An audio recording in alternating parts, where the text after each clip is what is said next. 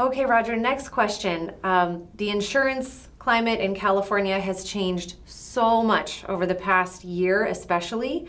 Can you tell homeowners, home buyers today, what are things that they need to know about the insurance industry in California? Yes, so a lot has changed in the insurance climate in California. Um, Up until about a year ago, even now, as a consumer, you're almost programmed to think of insurance from a price standpoint, where am I going to get the best deal? But now in California, you're almost lucky. You're lucky to get a company to offer you a policy. So I feel like priorities have changed, where before you can just call anyone and get a home insurance policy, but now many of the largest carriers have left California. When I say left, I mean they stopped offering new policies for homes in California.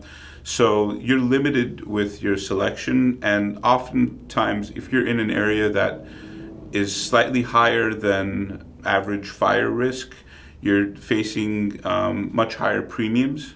If you're buying a home that's in a slightly elevated fire area, your chances of finding a carrier are less, and you're more likely going to end up paying higher premiums.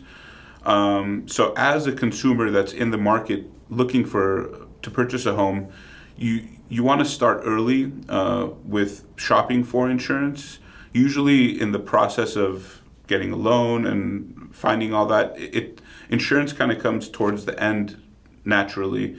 However, given the current climate, you want to start looking at insurance quotes early on, because that could impact your decision whether you're even going to purchase the home that you're looking into. Right.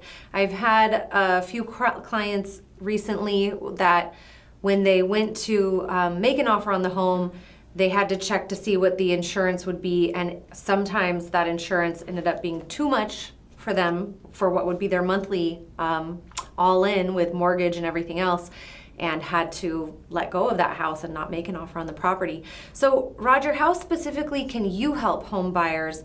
Can they give you a call when they're ready to make an offer on a home, and you can kind of help them to figure out what the price of insurance would be on that property? Yes, they don't have to. They don't have to wait until they're giving an offer. If there's a few homes that they're considering, they can give me a call and say, I'm thinking of buying this house or this house.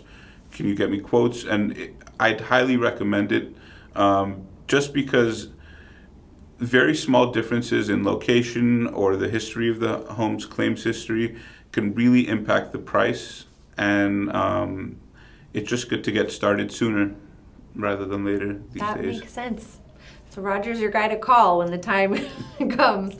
With all the changes that are happening in California right now, I know at least farmers and maybe some other companies are not doing policies throughout the entire month, each month, like they have a cap. Can you explain that?